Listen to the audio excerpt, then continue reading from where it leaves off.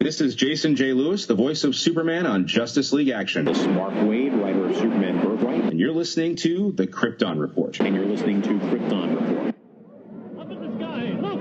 It's a bird! It's a plane! It's the Krypton Report! The All Things Kryptonian podcast, including Superman and Supergirl. We discuss games, movies, cartoons, TV shows, and comics. Find us on Facebook, Instagram, YouTube, and Twitter.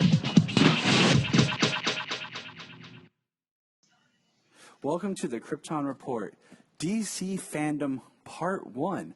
That's right. As if you weren't aware of it, DC split their amazing online fandom event into two separate days. The second part coming up September 12th, right? Yeah. Yeah. And so this one was more focused, the first part more of just some video games and the Warner Brothers film side with a few other panels here and there. And there is so much to cover, so much. And I couldn't talk to myself because that's boring. So I had to bring along the other two, the mighty, the magnificent, the marvelous, Mr. James Cole III. Yo. What up? Yes. and then finding his way through Gotham, through the darkest streets.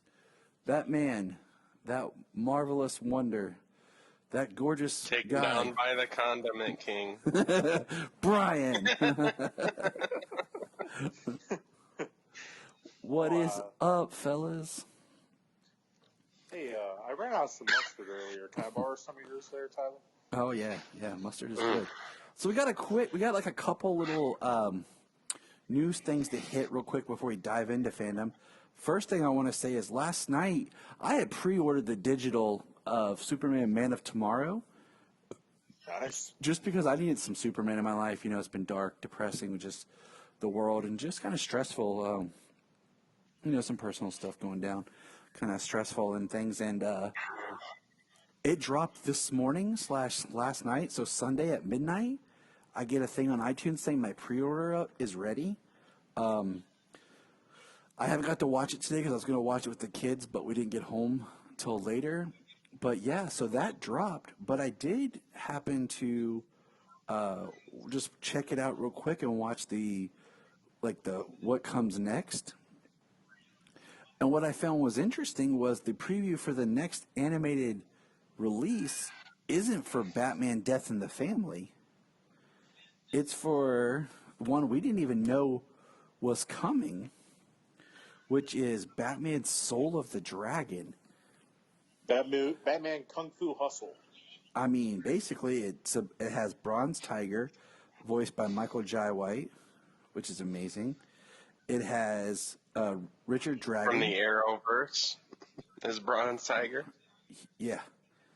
We have Richard Dragon, who's voiced by Mark Dacascos, who, if no one knows who that is, he was in John Wick 3, right? Or was it 2? It was 3. It was in John Wick 3. Yes, 3. We have Lady Shiva, voiced by Kelly Hu.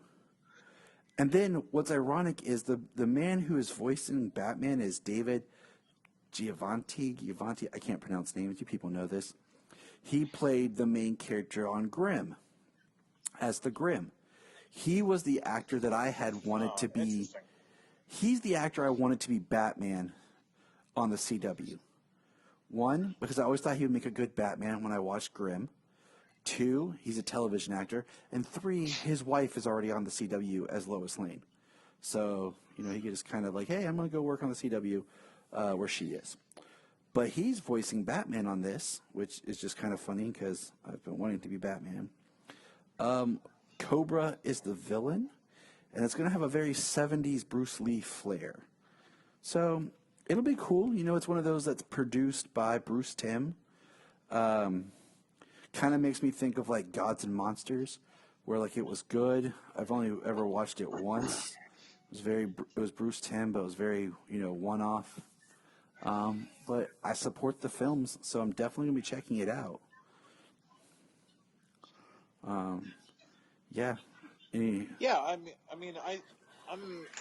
I'm excited, you know, because I think oftentimes we complain about Batman movies not showing him being a detective. And I think the other thing that and there's a movie coming out that really shows that he might be a detective. But I think often we also forget of how great he is at fighting and martial arts and different forms of combat. So I'm excited to see, even though it's an animation, I'm excited to see what they're going to put together. I think it's going to be something really cool. I agree. It'll be fun. It'll be different, even though it's Batman, because we talk about, it seems like every movie that's released is Superman or Batman. This flares it and spices it up a little. So I am a little. I mean, nothing against Batman and Superman. I would like to see, some Flash, some Green Lantern somewhere one of these days. I'm with you.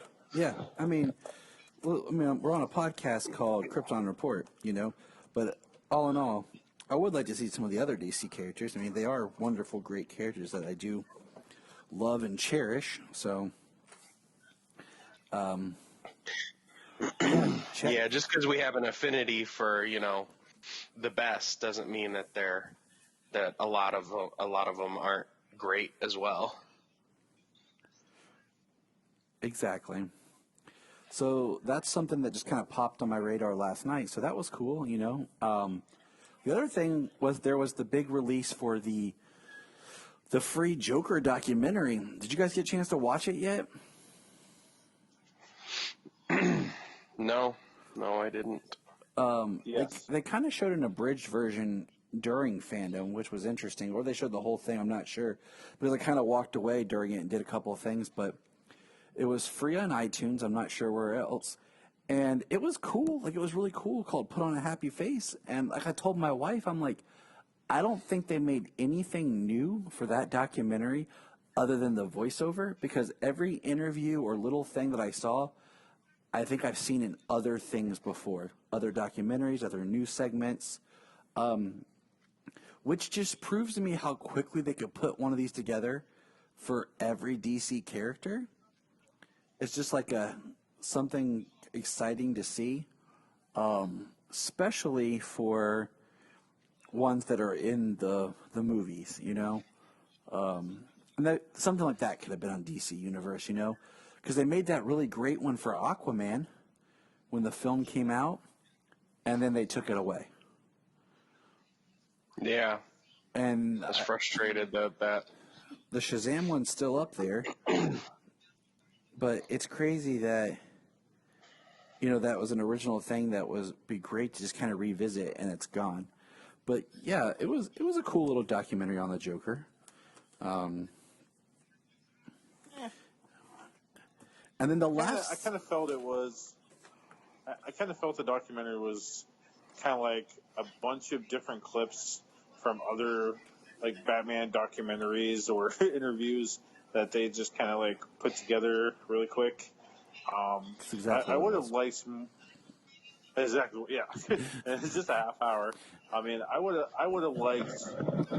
I don't know. I would have liked more sitting down with Jerry Robinson and being a 17-year-old kid, talking with Bill Finger and Bob and like how that relationship made and getting the idea from the Man Who Laughs and like I don't know. I just would have liked a little bit more.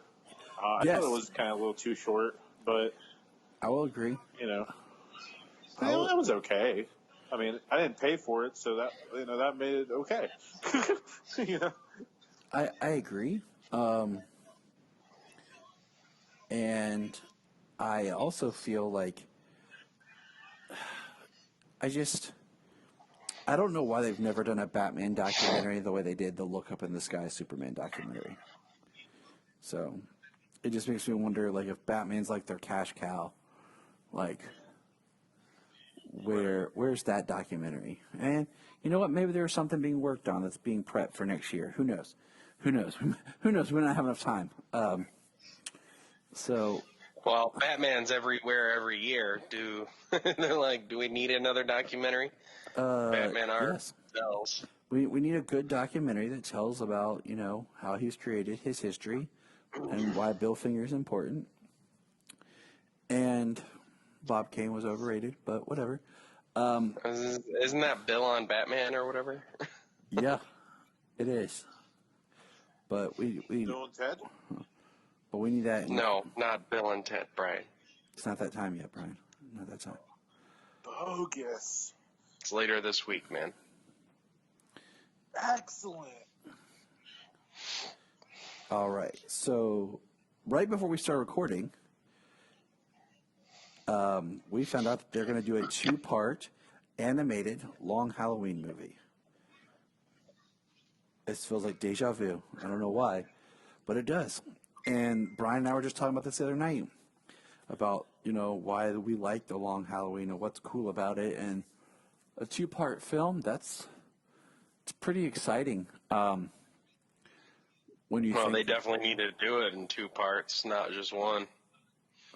So, I'm excited. I mean, that's all we know. Like, there's no voice cast. We haven't seen the animation style or anything for it. It'll probably be a film that will lean back towards the idea of trying to animate more in this of the style of the actual artist, which is pretty cool. Which is, that's exciting stuff. I look forward to that. So, and more to that as it comes up. Like, literally, we just learned about this right before we hit the mic. So, but now let's talk about the good stuff, the chunk. We're talking about, ladies and gentlemen, DC Fandome. Boys, I'm just going to say I was so excited to sit in my chair. So my sister-in-law took the kids, and my wife's like, well, what are you going to do? I'm like, I'm going to sit in that chair, and I'm going to watch Fandom. And all day. Pretty much. We had to run to the silly store. question. We had to run to the store. I literally had my phone and my earphones on, like walking through the store, so I didn't miss a beautiful second. Now, one thing I will say is, even though I'm sitting there in my chair in my house watching something, I had on a Superman hat, a Superman shirt, my Flash boxers. I had on my Batman gym shorts and my Shazam socks. I was decked in my DC, wrapped up in my Justice League blanket, watching Fandom because I wanted to celebrate. Eating my special Green Lantern Hershey bar. And if I could have ran to the gas station before I got home, I would have grabbed me a couple bottles of the Nestle bottled water with the DC characters on it. That's how committed I was to supporting DC while watching this event alone in my house. I will say one thing before we jump in is, like, I really wish they would have broadcasted Fandom or something through DC Universe, like a portal, or like on their YouTube channel or something, just because, like, for me, I had to watch it by, mirroring my iPad to the TV. And I'm sure, Brian, you did the same, didn't you?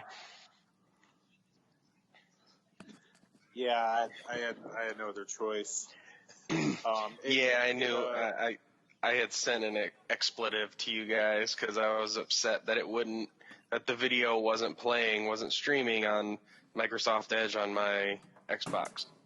And that, to me, that feels like that's an annoyance. I wanted it on my TV.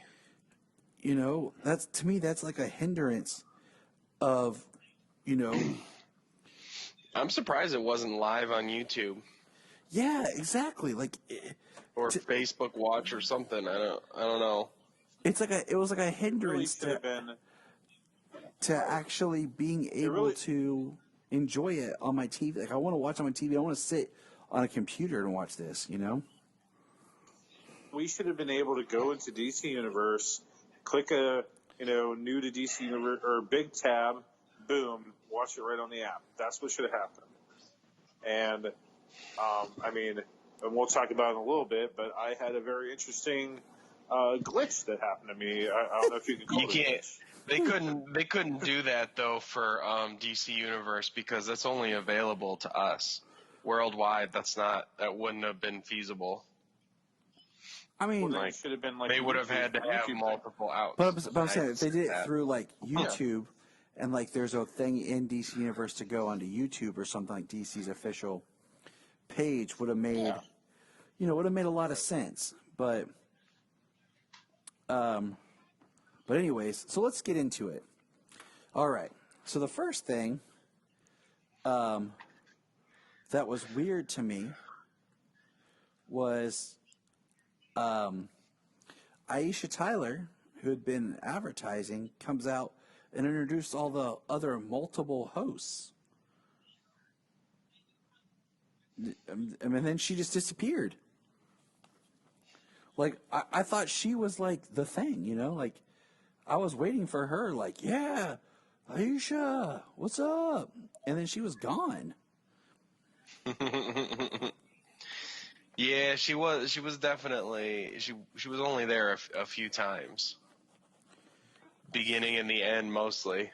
And it's all pre-recorded, which at first I was kind of but you know what? I liked it They did a good job putting it together for it all being pre-recorded. because everything came out clean. It was fun. The graphics, the way that it moved between panels and people, everything felt amazing. I mean, it definitely was the kind of experience that I think we needed as DC fans, and something exciting it was going on pretty right now. wholly unique. It was pretty wholly unique for DC, over anything. Like, I mean, this was with it being a very uneventful year. This was damn near a highlight of the year. And speaking of just being uneventful, man, I saw some people say some comments that were just like upset and frustrated about what not getting certain things or this. And I'm like, you do realize that nothing's being filmed and produced right now. Like, we are lucky that, for example, the Suicide Squad finished filming before COVID. Yeah. Or and that DC was able to put this together by, setting up, getting all these green screen shots of all these different people doing their interactions and then the Zoom calls and everything else. So it's just one of those things, like, they pulled it off nicely, and you should just be grateful. And we'll talk about it later, where there's a certain announcements that people are just like, what, that's it? I'm like, yeah, like, what do you expect? They haven't been able to do anything. But we're going to dive in. So this thing launched Right? at... The world's been closed for the last 6 months. So this sucker launched at 1 o'clock p.m. Eastern time, which is where we all are, with the Wonder Woman 1984 panel. And I'm going to just say this real quick. I don't know why they didn't combine all the Wonder Woman stuff in one large panel. But we're going to talk about it clustered together, because we got a new Wonder Woman 1984 poster shortly before fandom started. Did you guys check that sucker out? Yeah. What'd you think? No.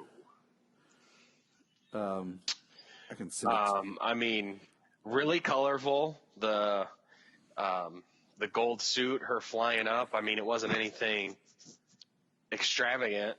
Yeah, I mean, it was. I mean, it sells the movie. It's what we've seen before for the most part, but it's just something new, a little different, So it was reminiscent of the Man of Steel poster. Yep. Except that was just clouds. He was flying up. It wasn't the 80s neon and all the colors. I'll say that That poster's dope. it is really like neat. How it was cool, the panel, to see everyone talk. I got to see my man Chris Pine. I love Chris Pine. I've said multiple times on this show, he should have been Hal Jordan, like way back when they made the first Green Lantern movie. But it's cool. It's cool. I'll take Steve Trevor. I really wanted him to be there more. But I'm glad that he was there on the panel. It was nice to see, Patty Jenkins and the whole cast. I liked how they did their backgrounds. Like, it was like the reminiscent of the poster. Not as many panels did well with the backgrounds. No, it looked like the panel was definitely set up. I don't know, more plot. Like the background looked like when Patty and Gal were sitting in front of that background at that Brazil con not too long, or I wouldn't say not too long ago, but they were sitting in front of a thing that looks just like that. Yeah. So that was really cool. I mean, I really enjoyed seeing them put forth just the effort to make that panel look very polished. So that was, I enjoyed that. I liked seeing that Linda Carter popped in and talked to him. That was awesome.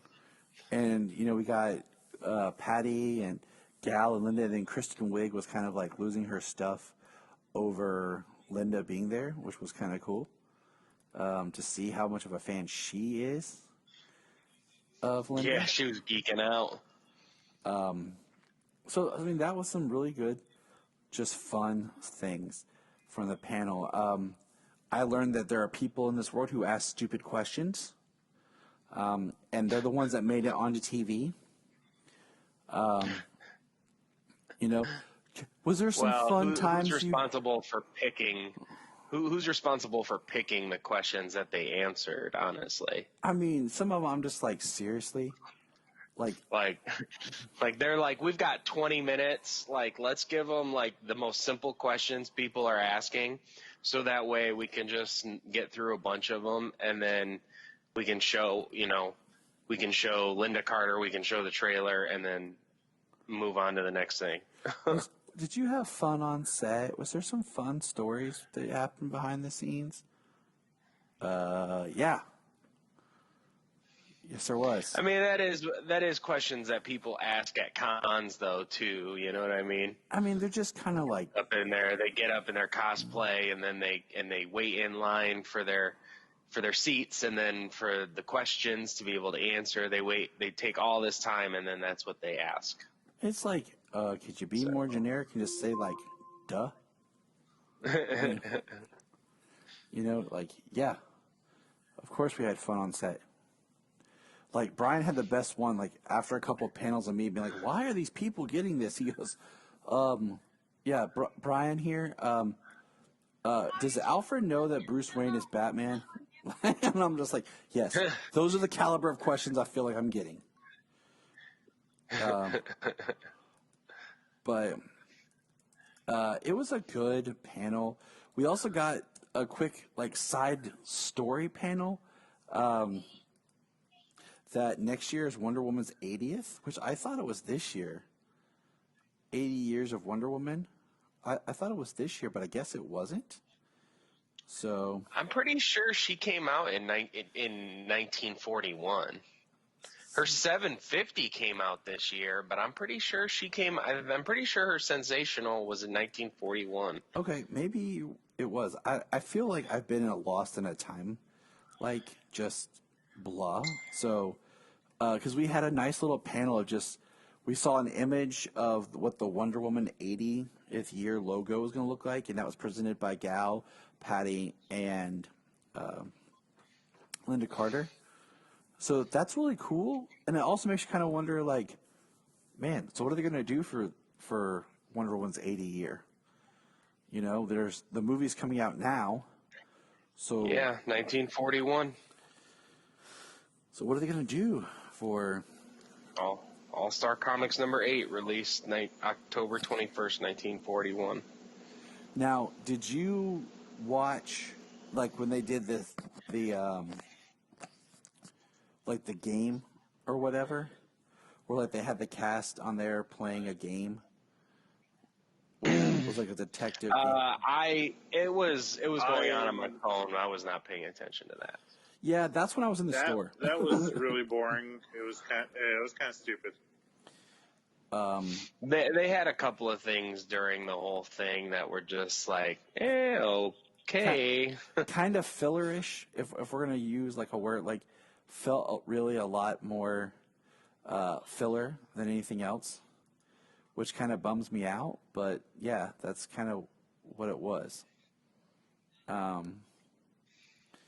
But anyways, so let's get to the meat, the part we wanted. We got a trailer, the second official trailer. Now, before we talk about the trailer real quick, how are you guys feeling about Wonder Woman? Are you still really hyped? Or do you feel like some of the hype is kind of... I can't wait to frickin' see it, man. Okay. What about you, Brian? I wish I would have seen it back in November. I wish I would have seen it in June. Kind of sucks we still can't see it in October. I mean, it's cool because it comes out on Jania's birthday. But how are you feeling towards it? Still, as it says, it's still tentatively set for that date. Well, I mean, all the theaters are opening this week, so I mean, right now everything is still like has their dates locked, as if New Mutants opens this weekend. Oh wow. Well, I'm not allowed to go to the theater as this weekend, so. Yeah, we know. We love you anyway, so I'm sorry. I'm managing. I'm doing better, so.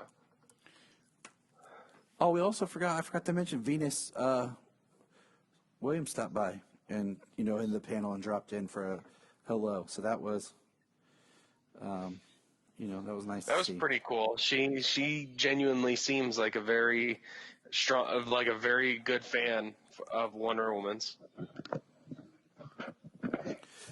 All right. We just watched the Wonder Woman trailer. What do you think of the trailer? I think Harley was good now. And Suicide Squad, but what about Wonder Woman? Wonder Woman was good. I like when Wonder Woman runs and she gets Cheetah with her armor. That's my favorite part. You like seeing Cheetah? Yeah. Do you think Cheetah looks cool? Yeah. Do you think she looks scary, Sayla? What do you think? Her looks scary. Her looks scary? Yeah. Yeah. Well, I like Wonder Woman's armor. She does look scary. I know. Weirdo. But you like the gold armor? Yeah. What do you think? I think it looks cool. Yeah, you know when that comes out? What? October 2nd. You know what happens on October 2nd? Mommy's birthday. That's Mommy's birthday. Yeah. I was gonna say Wonder Woman. But Wonder Woman's in the kitchen right now. Ready to talk about the trailer? Oh yeah, I'm watching it. So as you're watching it, what stood out to you? Like, this trailer, it was really cool. I liked, we're seeing young Diana again. I don't know if Robin Wright Penn's appearing in it at all. I think she is. But that's one of the actor people. We see her riding the lightning again, and we don't get any kind of 80s song. Like in the first trailer, how we got Blue Monday? Yeah. But we get Maxwell Lord broadcasting from the White House. And it's all the 80s. And, I feel like this film is going to be like the end of 80s nostalgia. Like, we're all done with the 80s now. Like, the whole 80s kind of recourse has run its course, and this was like the last leg of 80s kind of fun. Like, we're really ready for 90s. But, we get some lines with Barbara, and which is like her talking about wanting to be an apex predator, and then her saying things to Wonder Woman how everything's happens for her. Yeah. You've had everything while people like me have had nothing. The most interesting shot to me of Barbara Minerva is when she fights Diana, and it's like her face before she attacks, and she says something in her what looks more like her second cheetah phase, where she looks like she has power, but she's human. Yeah. Diana riding the clouds with her lasso is pretty amazing looking, and so is her blocking the bullets with the lasso. But I mean, the crux of it really isn't till Barbara shows up, and what appears is going to be the third act as full on cheetah. Yeah, it definitely looks like a step-by-step process. However she decides she wants to be, the apex predator, she says she doesn't want to be like anybody else, meaning she probably doesn't want to be like Diana or like Wonder Woman. But it looks like she has steps to becoming full-fledged cheetah. And she looks pretty awesome. Yeah, she does. She straight up looks awesome. But yeah, it looks like I think she looks really good. Cheetah's not going to actually be full on cheetah till the end, when Diana's in her gold armor. But I mean, we could be wrong. That could happen earlier in the film for all we know. But yeah, I yesterday was kind of a weird day, anyways. But I'm excited. I feel like in some ways I'm just kind of like, I really want to see it. I really wish it was out. It feels like the movie that we keep getting teased that hasn't happened, and need something here. But Brian, you've been awfully quiet. That's short for quiet. Take it away, Brian. I think she looks great. I was a little worried that all we were going to get out of Cheetah was just some chick in like a cheetah leather jacket. I was worried that she was going to look kind of cheesy. But she looks very cat-like. Her agility and her movements and the CGI looks really good. I think Krista Wiig is going to do a pretty dang good job. But what stood out most to me in the trailer is it seems like Maxwell Lord. It seems like Maxwell Lord is somehow has a plan to give people what they want, or it appears that he's giving them what they want. So the resurgence of Steve Trevor, I believe, is part of that Maxwell Lord plan here. I cannot confirm nor deny, because I think I read like a summary of the leaked script when I was reading one day, so I'm not I'm not commenting on anything right now, other than what I actually physically see. But I'm really intrigued by it. The voiceover from Maxwell talking about you can have what you dream for, da da da da da, and then at the same time, Diana sees, comes face to face with Trevor again. Kind of seems like that goes hand in hand. Yeah, it was cut like that for a reason. But I still feel like Tyler said a bit ago. I still feel that they really wasted a casting choice in not making Chris Pine Hal Jordan, and I'm going to keep saying it forever and ever. Because, someone else could have been Steve Trevor. Chris Pine should have been Green Lantern. Yeah. Because he'd have just been playing Captain Kirk all over again. And I'm okay with that. He probably wanted something different. I'm okay with him just playing Captain Kirk all over. He doesn't need to. Okay, I'm okay. I mean, I'd be okay if he was playing Hal as well, but they choose what they want to do, how the course their career takes. Well, they chose poorly. All right. Unlikely, with as popular as he is. I love Chris Pine. I think he's great. I'll watch anything. I've watched some his early like indie films that he did, Blind Dating, Small Town Saturday Night. You guys are probably both like, what are you talking about? Exactly.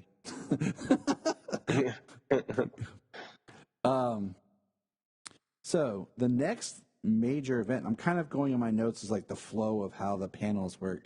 So we're not jumping like major to major. I'm just kind of going down with the panels of this. So there was a lot of panels. I missed some. And I know we're going to miss a couple of things. Like I didn't get to watch and take notes as much as I want to on everything. So I'm hitting everything I could have. Was WB Games Montreal, which was the surprise game that nobody really knew what they were bringing, probably blew us all away. You're damn right it did. You're damn right. With Gotham Knights. So as we've been able to kind of piece together, we believe this is tied in the Arkham universe, correct? Well, so like Arkham Origins was like loosely connected to the Arkham series, and it seems like this one may be loosely connected at the end of the Arkham series. Okay. With the way that Batman blows up the mansion and everything at the end of Arkham Knight. Okay. But they're like loosely based, loosely connected. It's not necessarily like this would be the fifth game in the series and Origins would be the prequel game of the series. Okay. Yeah, it's like, I mean, you can see that Bruce is talking to them at the beginning of the trailer. So this is like, I don't know, the start of maybe a new trilogy. It's like a spin-off, I like spin-off that of the events. So the game focuses on Barbara as Batgirl, which in Arkham she was Oracle. So that right there, I was like, huh. And then we have Robin, and are we thinking it's Damian or Tim? No, it's got to definitely be Tim, because if you watch the gameplay trailer, I hope you guys watched that with Mr. Freeze and stuff. Oh yeah. You see him in the Red Robin costume, so it's got to be Tim. Well, I also think that that's going to be part of the either multi skins or multi costume character, maybe even development for your character. And here's one thing I'm going to point out. Yeah, I agree. Recently, a lot of times Damien's depicted as having his sword, but also the little tease at the end of the game trailer makes me wonder if it's Damien because of his connection in that story. We'll get there in a second. Then we have Dick Grayson as Nightwing, which, awesome. And then we have Jason as Red Hood. And that's the one, when I saw that, I was like, I messaged you guys like, wait a minute, what happened at the end of Arkham? Yeah, and also that version of Jason had a branded J for the Joker. He had a branded J on his face, and that's not the character design they use in this. So that's what I was kind of thinking. Yeah, he has a big scar. He has a big scar in this one. Yeah. We just watched the trailer for Gotham Knights.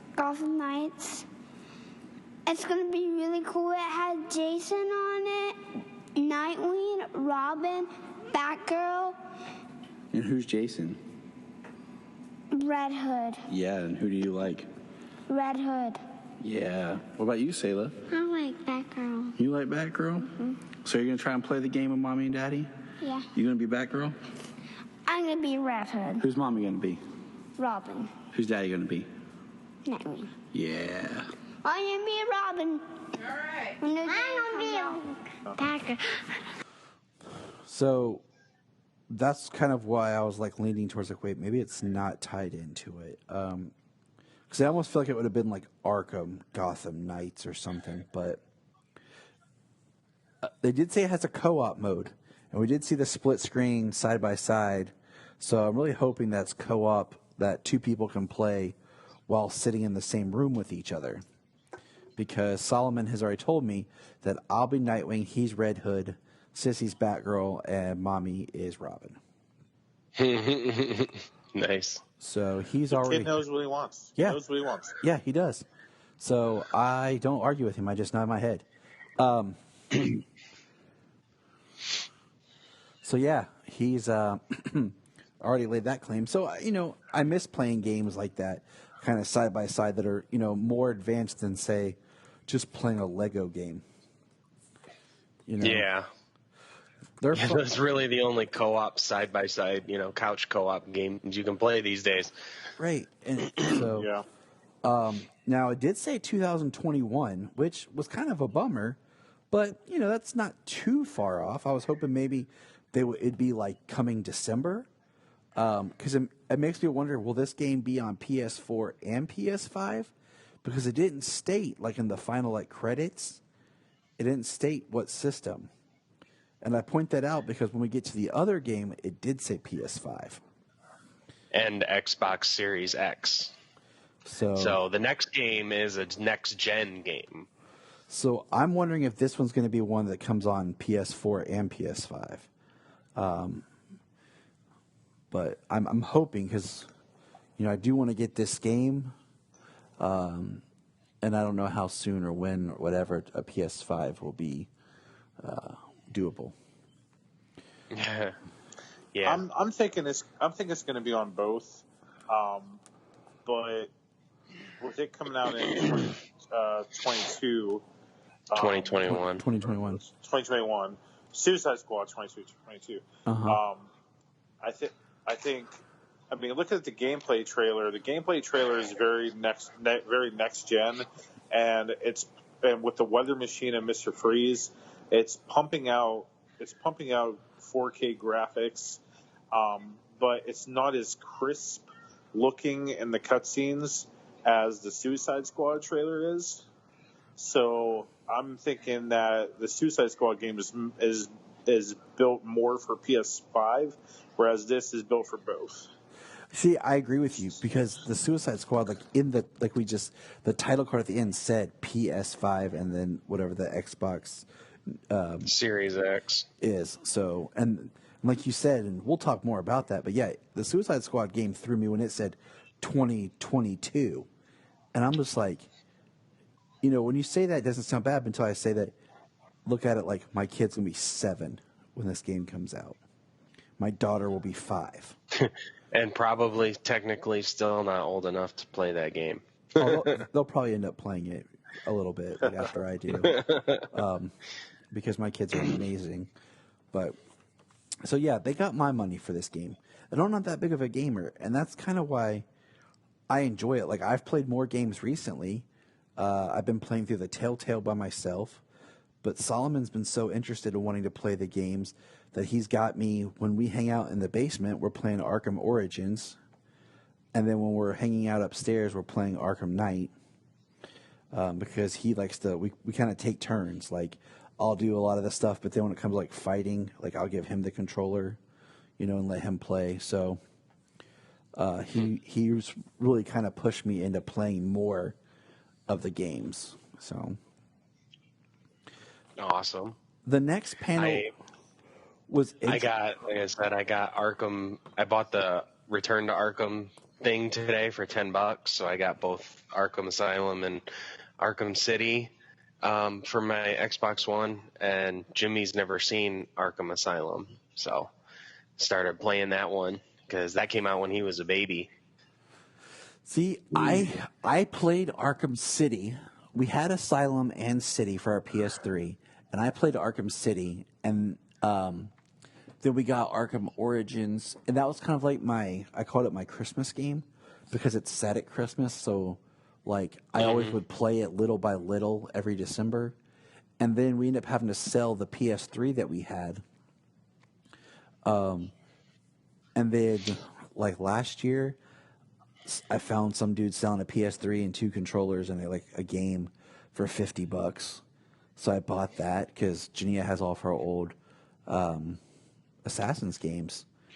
And then I rebought Arkham Origins. And then that was the only one I rebought because then for Christmas last year, Hey, it's a great game, man. I got the Arkham, like you said, the Return to Arkham for PS4. So I got that that has Asylum and City on it, and eventually I'll go back and replay those because I like having them. They're beautiful games to look at too. I mean, Yeah. Well, I'm happy with Xbox because they made some of the Arkham games backwards compatible, like Origins and City, but I never had Asylum on it. So now that I got Return to Arkham, I have all 4 of my games. I can play all of them on my Xbox One. that's dope. Yeah. The next panel that came up was the Multiverse 101, which was just cool to watch because it was Jim Lee for DC Comics, Walter Hamada for DC Films, the new head of DC Films. And then they had basically DC TV man, Greg Berlanti, because there's only I think one DC series that he doesn't produce, and that's Pennyworth. Right. Everything else, he produces. Well, he didn't produce Gotham. I mean, there's a number he hasn't produced, a few. Well, yeah, but Gotham's off the air. Yeah. Krypton's off the air. Exactly. Constantine Gotham's is off the air. Right. Everything that he hasn't produced is off the air other than Pennyworth. And then the one show of his that is off the air was Arrow, which ended. They wrapped it up, so it wasn't canceled. Yeah. Yeah, they ended it. Exactly. But, that tells you all you need to know. So it was just cool to listen to them all talk about, where they're at now with the idea of characters, and the biggest thing being that the idea of they talked about the Ezra Miller cameo in Crisis, and they even pointed out the fact that Grant is the one who names Ezra the Flash. So that was just cool to see them kind of talk. There really wasn't any big reveal or big deal with it, but it was just a kind of a neat thing to see them kind of talk about the synergy they're trying to create with the different branches. Yeah, it was really nice of them. It was really cool because they were talking about how everything that has previously come out existed, and this stuff, it all exists. It can branch anywhere. Was it Walter Hamada they're not limited, who talked about the idea that yes, they have the Ben Affleck Batman on this Earth, then they have Joker that's a standalone over on another Earth, and then they have the new Matt Reeves Batman is on its own Earth. So just addressing the multiverse, and basically by having Ezra, just kind of really just signifies that it is all tied together. Yes, you had Robert Wool for Knox, from Batman 89. From Batman 89, kind of on Crisis, but that movie's, been done and over with. And what was really cool was they actually used Crisis as the linchpin for this whole panel, because how they showed so many movies and they had so many cameos and so many different Earths. They used Crisis in a lot of the scenes, a lot of the cut scenes as the linchpin to how DC can be this expanded multiverse that all these people they can have multiple versions of the same character across different mediums because they're in different universes. And it's just what we like to call beautiful. Yes. I mean, seriously, it's beautiful. And then after that, they had it was kind of like a Flash panel, It had Andy Muschietti and the scriptwriter and his wife, who's his producer. I can't remember her name. And then Ezra Miller. No, actually, from what I heard, Barbara Muschietti is not his wife; it's his sister. Oh, dang! I take that back. That's what I heard recently. I'm not positive, but that's what I heard recently. So I was like, oh, okay. Well, I'm so used to Emma Thomas is Christopher Nolan's wife and producer. Deborah Snyder. Yeah. So it's just kind of those things that just kind of slipped in there on me. Right. So I apologize. But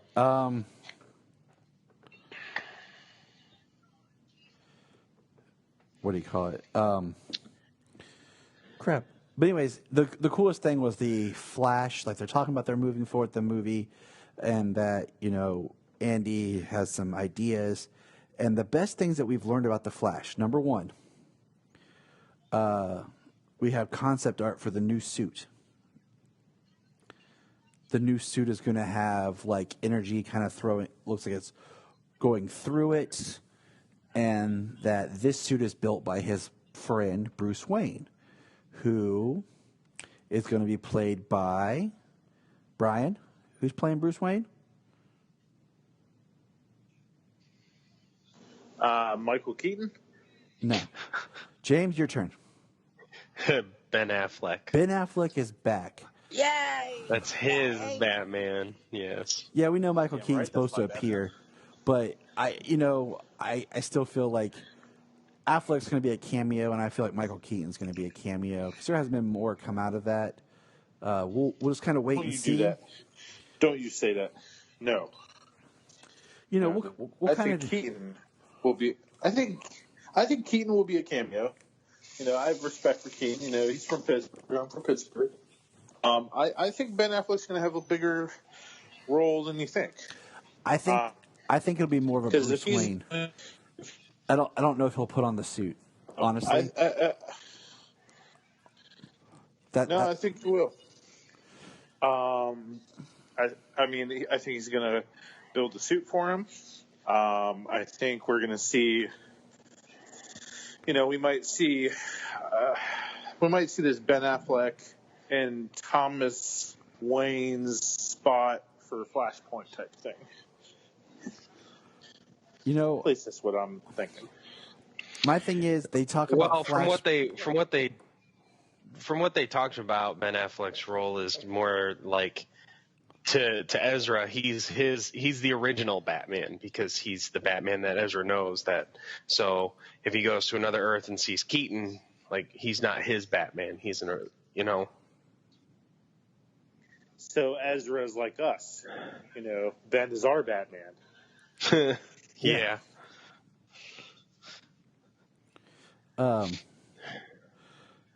You know, I'm not holding my hopes for anything grandioso. So I just look at it's going to be kind of like a cameo, and it's going to be more of just Ben being Bruce Wayne. Like, I'm not expecting him to like don the suit because once again, this is Flash's movie, and I don't want, I don't want another character to be why I'm into this movie. Right. And that seems to be what always happens to kind of the Flash. Like, I don't know why they think so many of the other characters have to be part of the story. Like, in the animated universe, we haven't got a straight up Flash movie. You know, we had to have Flashpoint. They're always something else. I want the focus to be on Ezra's Flash. But Barry Allen was the heart of the New Frontier. touche. I agree with Uh-huh. that one. Well, and Martian Manhunter, but whatever. You know, it's just like, it's kind of like, Flashpoint, the animated film, is, what do you call it? A Flash movie, but at the same time, it still has everybody else in it. And I would prefer just Flash. Like, just a fun Flash only. Like, I don't mind like a small thing. Flash versus the Rogues, not necessarily having to bring other characters in. Yeah. I don't think that it's going to be. I think that they're announcing that these characters are going to be in it because it's a big deal. But I have a feeling that it's going to be focused on the Flash and whoever or whatever he's dealing with. That the other characters are going to be cameos. I don't think that the overall narrative is going to revolve around them. It's going to revolve around Barry, around Ezra's Flash. Sign me up, bro. Completely cool with it. That's how I feel it's going to be. I'm sure it's going to be that way. And, you know, we've talked about before how they'll use things in name alone.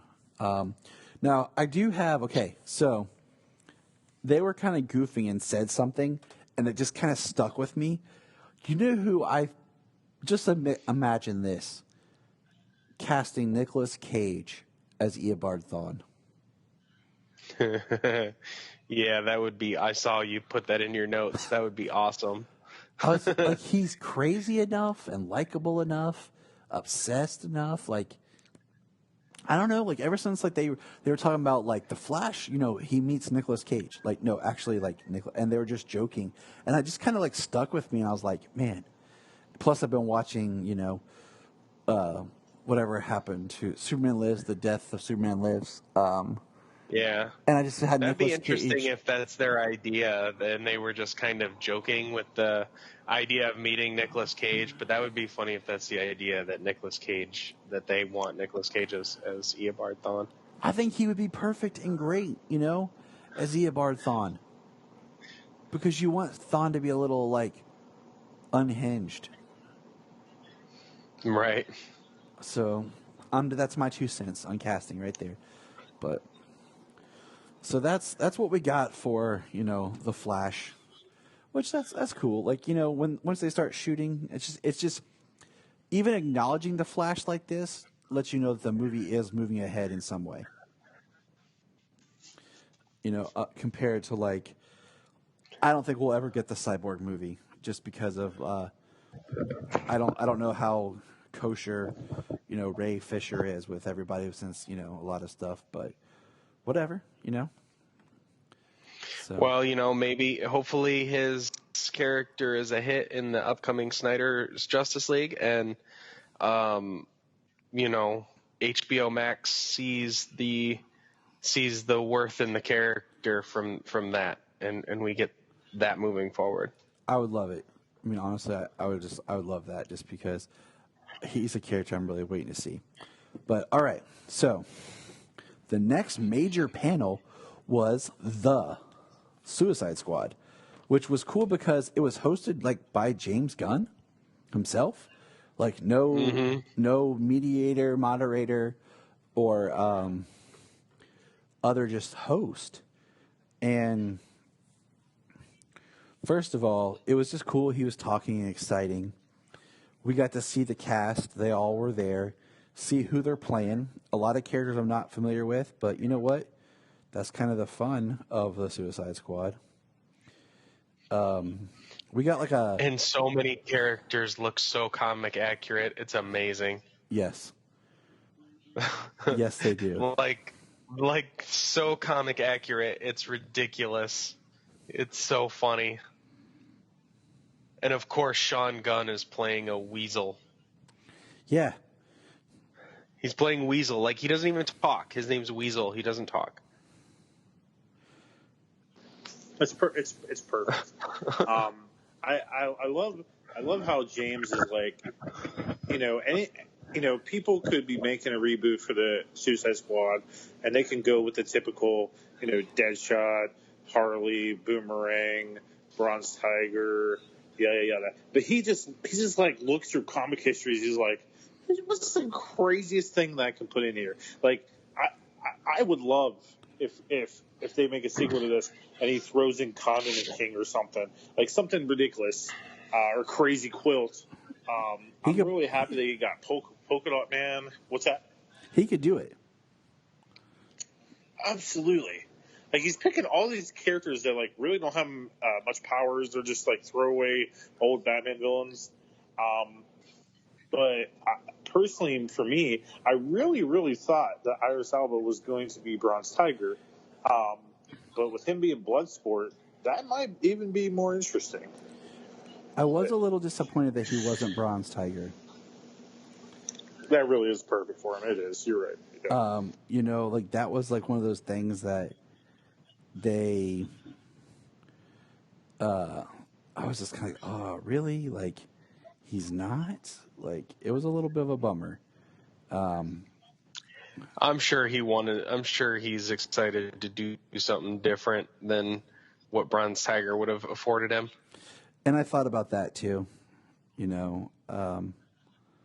so I get it. This way with a character like that, he's probably got the opportunity to just play this ruthless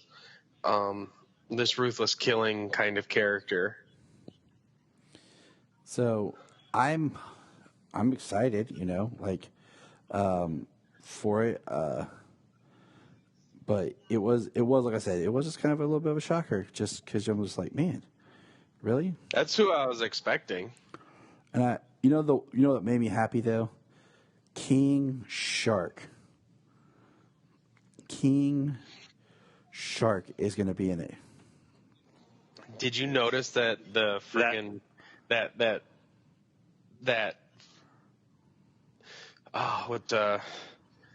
mock-up or whatever, like King Shark was like smiling, like it's like Ron Funch's King Shark from Harley Quinn. Dude, they did not. Okay, I want them to get him for the voice, because they did not announce an actor for King Shark. They showed us the actor who was on set, who did all the mocap work and everything for King Shark, but they have not cast someone to voice. That would be hilarious. King Shark. So, yeah, I would love for them to just kind of like pull that out and be like, he's voicing King Shark. Because I would lose my jump. Oh yeah, that would be so hilarious. But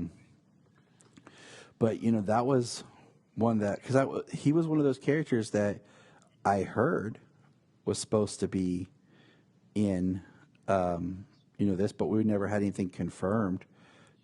Some of them we kind of knew and were confirmed, but yeah, they didn't really confirm a whole lot of the characters up until this point. Like, they literally kept the exact casting choices down. Like, nobody knew Sean Gunn was playing Weasel. Yeah, we just knew, like, Sean Gunn made me think that maybe he was King Shark, or just because Sean Gunn usually does just a lot of mocap. The Peter Capaldi as the Thinker, I think that maybe was thrown around, but Bloodsport was definitely not. Nope. John Cena, Peacemaker. Yeah. It said if he's Captain America but much douchier. And he's like, all right, I got this. Yeah. Can we just acknowledge how beautiful and perfect the Harley Quinn costume is? Like, my God, yeah. This is the third movie of Harley Quinn, and I understand the way it worked in Birds of Prey, because it was just like her clothes that she was stuck wearing, But seriously, like, this Harley Quinn costume looks awesome. Why can't we have gotten that in the Suicide Squad? Because I hate her costume in Suicide Squad. Yeah, I mean, they gave us a glimpse at the Jester costume, which was great. Well, that scene, like, maybe in the extended cuts, like a beat or two longer, because you see her pull out like a couple of other things that allude to some of her other, or maybe it was a behind the scenes thing I saw, because when she's going through her chest, like, she pulled out something that was more reminiscent of her New 52 costume and stuff. Like, it was a little bit more kind of paying tribute to all the different Harley stuff. Right. And I always said, like, her costume from, was it Assault on Arkham, would have been perfect. Well, I mean, DC Warner Brothers at least still was hesitant about going so just diving headfirst into comic lore and everything like that. And it seems like that's certainly going out the window, especially with James Gunn here. And for Suicide Squad. I feel like, okay, if I can remember correctly, when Walter Hamada was taking over, the first project on his agenda or was his responsibility was Aquaman, if I remember correctly. That was in production before, or at least pre-production before Justice League had come out and everything. Because if I remember everything correctly, Walter Hamada had nothing to do with like Justice League. That was Kevin Tsukahara or whatever. So with Hamada coming in, I think, and like I said, I'm pretty sure Aquaman was still coming off of the heels of the previous regime. Like Hamada was in his position during the final stages of production and everything for Aquaman, but it had come off from the previous. Because Hamada, like a little behind the scenes thing, Hamada had come from like working more New Line and helped oversee like the Conjuring films and stuff like that, which of course, where did James Wan, he went on, he did Aquaman, and then James Wan worked with David Sandberg, who did Shazam, and then now Warner Brothers is pulling in another horror director, Muschietti, for Flash. So it's like with Aquaman, it just felt like that's kind of where they started to get comic booky and kind of really get their focus. And we've only had Aquaman, Shazam, and Birds of Prey. And then we'll get and even Wonder Woman. We're supposed to have Wonder Woman, but even Wonder Woman feels like it's more comic book.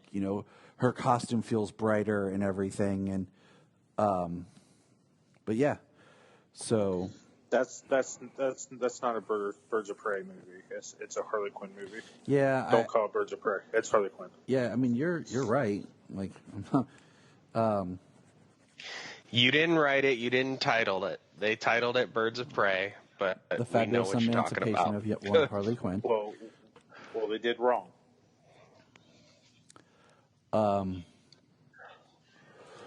So, anyways, the next part of that is, crap, where am I going to go? The trailer was cool because it was like a very behind the scenes trailer. We saw things, but we didn't see much because it was mixed in with like shots of the movie actually being filmed. We didn't really see much of like final like a trailer, so that was just really neat because even Solomon called it more like a documentary.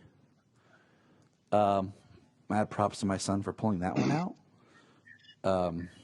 We did get to see actually in it though a shot of Weasel behind glass, so that is a finished shot. And we saw King Shark really quick, like he's going to bite someone's head off. So yeah, it was quick,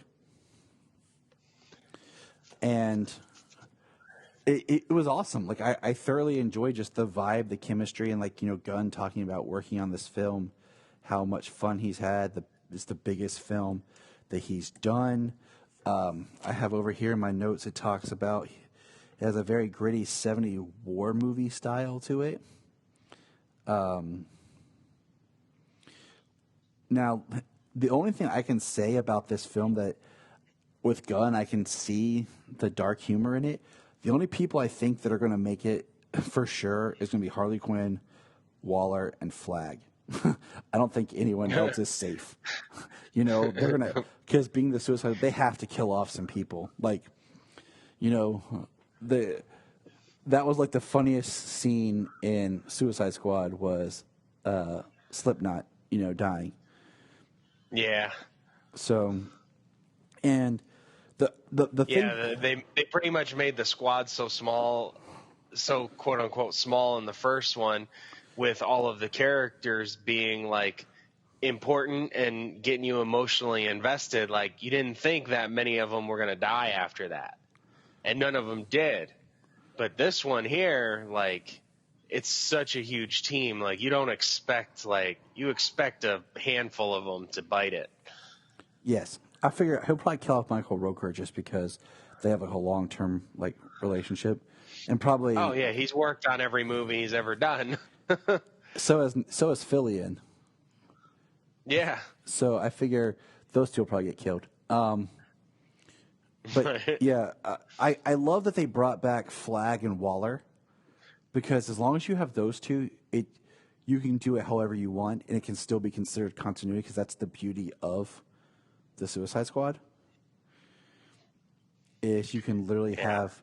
But this is probably a story that the squad is going that a government team like this being forced to do this would actually do, as opposed to fighting a friggin' magic being. Yeah.